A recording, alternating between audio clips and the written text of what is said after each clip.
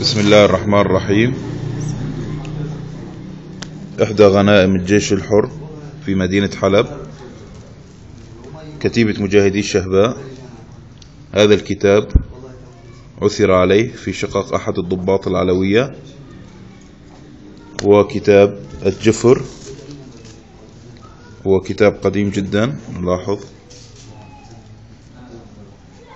كتاب الجفر المشهور عند الطائفة العلوية.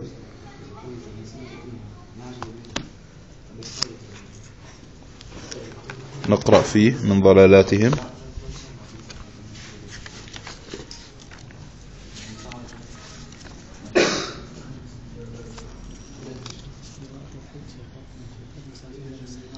زوج البتول وابن عم الرسول، السيف المسلول، الفارس البهلول، يتحدثون عن علي بن أبي طالب، وهو القديم الأزل الذي لا يحول ولا يزول عن أسمائه بمشاهدة أرضه، ولا عن أرضه بمشاهدة أسمائه، وأشهد أنه الأول والآخر والباطن والظاهر، وهو على كل شيء قدير وبالإجابة خبير. استغفر الله.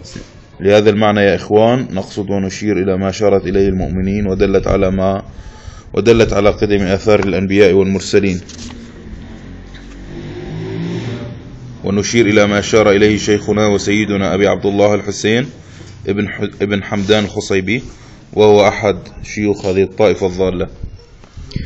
هذا الكتاب كما قلنا عثر عليه في بيت أحد الضباط العلوية في مدينة حلب، وهو الآن بحوزة كتيبة مجاهدي الشهباء التابعة للواء التوحيد، وسيتم إن شاء الله إيصاله للأيدي الأمينة لنشره وبيان ضلال هذه الطائفة وأنها على غير ملة الإسلام. يدعون الله هو العلي، لا إله إلا الله محمد رسول الله. السلام عليكم.